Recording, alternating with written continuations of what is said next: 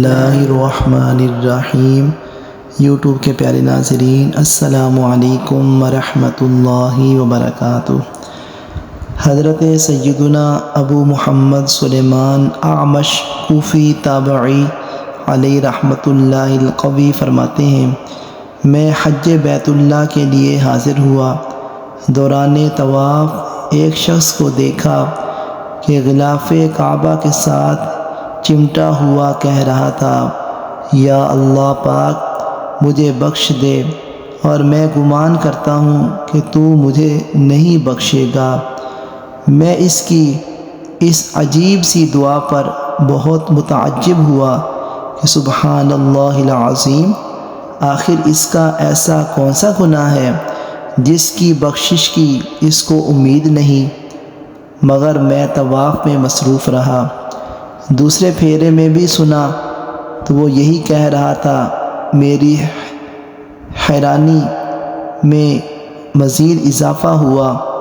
میں نے طواف سے فارغ ہو کر اس سے کہا، تو ایسے عظیم مقام پر ہے جہاں بڑے سے بڑا گناہ بھی بخشا جاتا ہے، تو رب کریم سے مغفرت اور رحمت طلب کرتا ہے تو اس سے امید بھی رکھ، کیونکہ وہ بڑا رحیم و کریم ہے۔ اس شخص نے کہا، اے اللہ کے بندے، تو کون ہے؟ میں نے کہا، میں سلیمان اعمش رحمۃ اللہ تعالی علیہ ہوں۔ اس نے میرا ہاتھ پکڑا اور مجھے ایک طرف لے گیا اور کہنے لگا، میرا گناہ بہت بڑا ہے۔ میں نے کہا، کیا تیرا گناہ پہاڑوں، آسمانوں، زمینوں اور عرش سے بھی بڑا ہے؟ کہنے لگا، ہاں، میرا گناہ بہت زیادہ بڑا ہے۔ افسوس اے سلیمان، میں ان 70 بدنصیب آدمیوں میں سے ہوں جو حضرت سیدنا امام عالی مقام امام حسین رضی اللہ تعالی عنہ کے سر انور کو یزید پلید کے پاس لائے تھے۔ یزید پلید نے اس مبارک سر کو شہر کے باہر لٹکانے کا حکم دیا، پھر اس کے حکم سے اتارا گیا اور سونے یعنی گولڈ کے تشت میں رکھ کر اس کے سونے کے کمرے یعنی بیڈ روم میں رکھا گیا۔ آدھی رات کے وقت یزید پلید کی زوجہ کی آنکھ کھلی کہ اس نے دیکھا کہ امام عالی مقام رضی اللہ تعالی عنہ کے سر انور سے لے کر آسمان تک ایک نورانی شعاع جگمگا رہی ہے۔ یہ دیکھ کر وہ سخت خوفزدہ ہوئی اور اس نے یزید پلید کو جگایا اور کہا، اٹھ کر دیکھو، میں ایک عجیب و غریب منظر دیکھ رہی ہوں۔ یزید نے بھی اس روشنی کو دیکھا اور خاموش رہنے کے لیے کہا۔ جب صبح ہوئی تو اس نے سر مبارک نکلوا کر دیبائے سبز یعنی ایک عمدہ قسم کے سبز کپڑے کے خیمے میں رکھوا دیا اور اس کی نگرانی کے لیے 70 آدمی مقرر کر دیے۔ میں بھی ان میں شامل تھا۔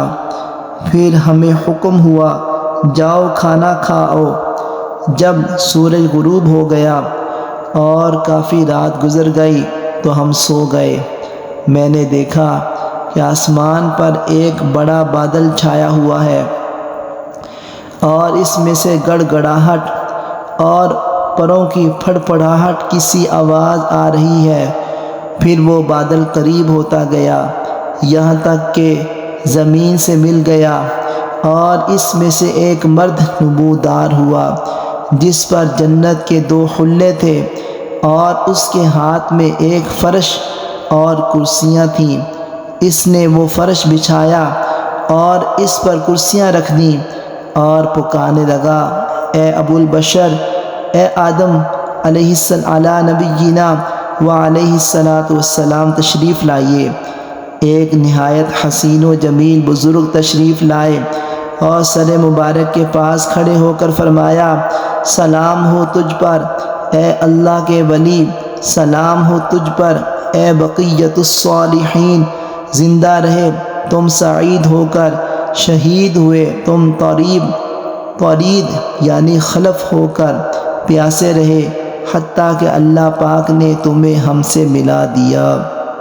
اللہ پاک تم پر رحم فرمائے اور تمہارے قاتل کے لیے بخشش نہیں، تمہارے قاتل کے لیے کل قیامت کے دن دوزخ کا بہت برا ٹھکانہ ہے۔ یہ فرما کر وہ ان کرسیوں میں سے ایک کرسی پر تشریف فرما ہو گئے۔ پھر تھوڑی دیر کے بعد ایک اور بادل آیا، وہ بھی اسی طرح زمین سے مل گیا، اور میں نے سنا کہ ایک منادی نے ندا کی، اے نبی اللہ، اے نوح علی نبینا و علیہ السلام تشریف لائیے۔ ناگاہ ایک صاحب وجاہت زردی مائل چہرے والے بزرگ دو جنتی حلے پہنے ہوئے تشریف لائے، اور انہوں نے بھی وہی الفاظ ارشاد فرمائے اور ایک کرسی پر بیٹھ گئے۔ پھر ایک اور بڑا بادل آیا، اور اس میں سے حضرت سیدنا ابراہیم خلیل اللہ علی نبینا و علیہ السلام نمودار ہوئے، انہوں نے بھی وہی کلمات فرمائے اور ایک کرسی پر بیٹھ گئے۔ اسی طرح حضرت سیدنا موسیٰ کلیم اللہ علی نبینا و علیہ السلام اور حضرت سیدنا عیسیٰ روح اللہ علی نبینا و علیہ السلام تشریف لائے، اور اسی طرح کے کلمات ارشاد فرما کر کرسیوں پر جلوہ افروز ہو گئے۔ پھر ایک بہت ہی بڑا بادل آیا، اس میں سے حضرت محمد مصطفیٰ صلی اللہ تعالی علیہ وآلہ وسلم اور حضرت سیدتنا بی بی فاطمہ اور حضرت سیدنا امام حسن مجتبیٰ رضی اللہ تعالی عنہما اور ملائکہ نمودار ہوئے۔ پہلے حضور اکرم صلی اللہ تعالی علیہ وآلہ وسلم سر انور کے پاس تشریف لے گئے اور سر مبارک کو سینے سے لگایا اور بہت روئے۔ پھر حضرت سیدتنا بی بی فاطمہ رضی اللہ تعالی عنہا کو دیا، انہوں نے بھی سینے سے لگایا اور بہت روئیں۔ پھر حضرت سیدنا آدم صفی اللہ علی نبینا و علیہ السلام نے نبی رحمت تاجدار رسالت صلی اللہ تعالی علیہ وآلہ وسلم کے پاس آ کر یوں تعزیت کی، السلام علی الولد الطیب، السلام علی الخلق الطیب، اعظم اللہ اجرک و احسن عزاءک فی ابنک الحسین، یعنی سلام ہو پاکیزہ فطرت و خصلت والے پاک فرزند پر، اللہ پاک آپ صلی اللہ تعالی علیہ وآلہ وسلم کو بہت زیادہ ثواب عطا فرمائے، اور آپ کے شہزادہ گرامی حسین کے اس امتحان میں احسن یعنی بہترین صبر دے۔ اسی طرح حضرت سیدنا نوح نجی اللہ علی نبینا و علیہ السلام، حضرت سیدنا ابراہیم خلیل اللہ علی نبینا و علیہ السلام، حضرت سیدنا موسیٰ کلیم اللہ علی نبینا و علیہ السلام، حضرت سیدنا عیسیٰ روح اللہ علی نبینا و علیہ السلام نے بھی تعزیت فرمائی۔ پھر سرکار مدینہ صلی اللہ تعالی علیہ وآلہ وسلم نے چند کلمات ارشاد فرمائے۔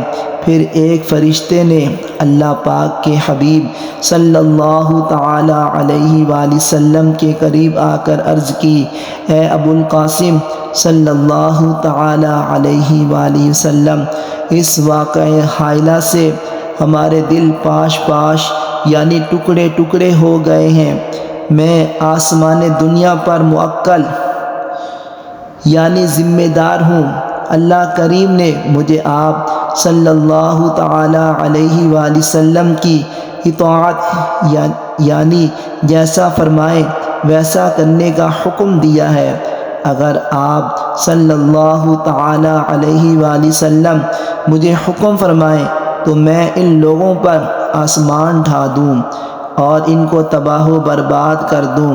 پھر ایک اور فرشتے نے آ کر عرض کی، اے ابو القاسم صلی اللہ تعالی علیہ وآلہ وسلم، میں دریاؤں پر موکل یعنی ذمہ دار ہوں۔ اللہ پاک نے مجھے آپ صلی اللہ تعالی علیہ وآلہ وسلم کی اطاعت کا حکم دیا ہے۔ اگر آپ صلی اللہ تعالی علیہ وآلہ وسلم فرمائیں تو میں ان پر طوفان برپا کر کے ان کو تہست نہست یعنی برباد کر دوں۔ سرکار مدینہ صلی اللہ تعالی علیہ وآلہ وسلم نے فرمایا، اے فرشتوں، ایسا کرنے سے باز رہو۔ حضرت سیدنا حسن مجتبیٰ رضی اللہ تعالی عنہ نے سوئے ہوئے چوکیداروں کی طرف اشارہ کرتے ہوئے بارگاہ رسالت صلی اللہ تعالی علیہ وآلہ وسلم نے عرض کی، نانا جان، یہ جو سوئے ہوئے ہیں یہی وہ لوگ ہیں جو میرے بھائی حسین کے سر انور کو لائے ہیں اور یہی نگرانی پر بھی مقرر ہیں۔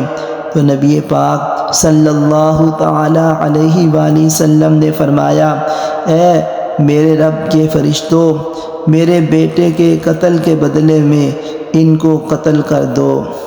تو خدا کی قسم، میں نے دیکھا کہ چند ہی لمحوں میں میرے سب ساتھی ذبح کر دیے گئے۔ پھر ایک فرشتہ مجھے ذبح کرنے کے لیے بڑھا تو میں نے پکارا، اے ابو القاسم صلی اللہ تعالی علیہ وآلہ وسلم، مجھے بچائیے اور مجھ پر رحم فرمائیے، اللہ کریم آپ پر رحم فرمائے۔ تو آپ صلی اللہ تعالی علیہ وآلہ وسلم نے فرشتے سے فرمایا، اسے رہنے دو۔ پھر آپ صلی اللہ تعالی علیہ وآلہ وسلم نے میرے قریب آ کر فرمایا، تو ان 70 آدمیوں میں سے ہے جو سر لائے تھے؟ میں نے عرض کی، جی ہاں۔ بس آپ صلی اللہ تعالی علیہ وآلہ وسلم نے اپنا ہاتھ مبارک میرے کندھے میں ڈال کر مجھے منہ کے بل گرا دیا اور فرمایا، اللہ پاک تجھ پر نہ رحم کرے نہ تجھے بخشے، اللہ پاک تیری ہڈیوں کو نار دوزخ میں جلائے۔